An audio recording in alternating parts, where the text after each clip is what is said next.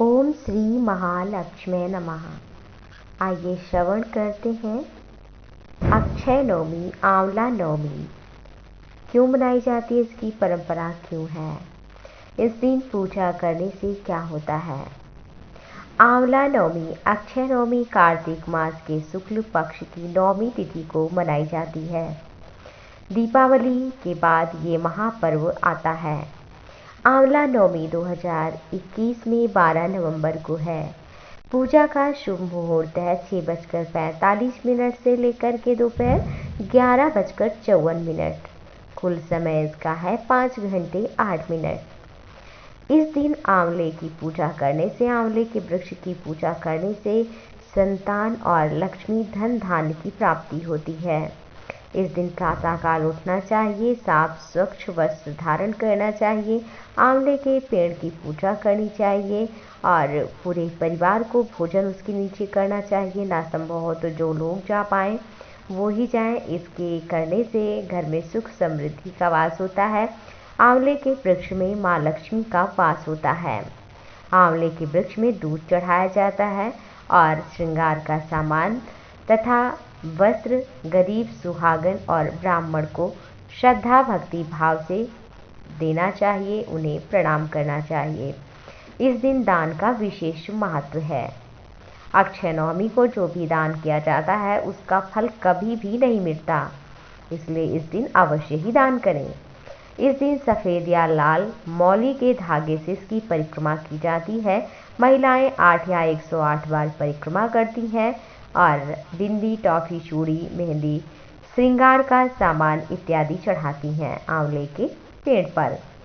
इसके बाद इस सामान को सुहागन को दिया जाता है और जो भी वहाँ पर स्त्रियाँ होती हैं साथ में सम्मिलित होती हैं, उनके माथे पर टीका भी लगाना चाहिए और एक साथ भोजन करना चाहिए, परिक्रमा करना चाहिए।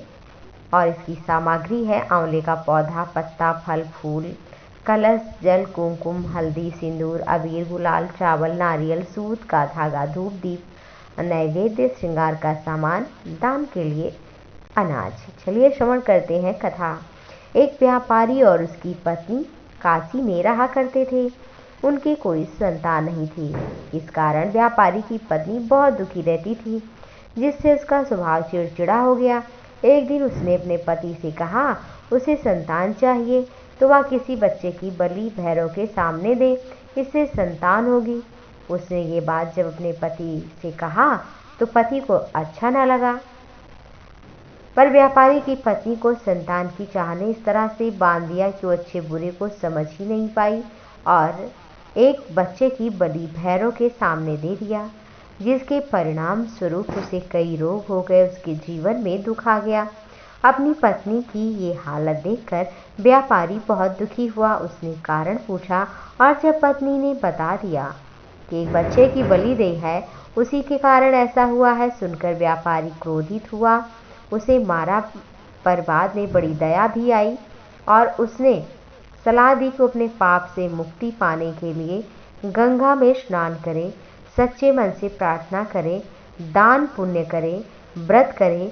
व्यापारी की पत्नी ने कई दिनों तक गंगा स्नान किया और बड़े पूजा पाठ श्रद्धा भक्ति भाव से किया और फिर उसके पाप नष्ट हुए। उसने अक्षय नवमी को, आंवला नवमी को पूजन किया, गरीबों में दान दिया और अपने पाप के प्रायश्चित के लिए संकल्प लिया कि कभी वो कोई हिंसा हत्या कभी नहीं करेगी और उसके लिए उसने जीवन भर अपने संतान को सेवा में भी समर्पित करने का वचन दिया। और फिर उसे संतान भी हुआ, पत्नी को फिर दर्शन भी हुआ।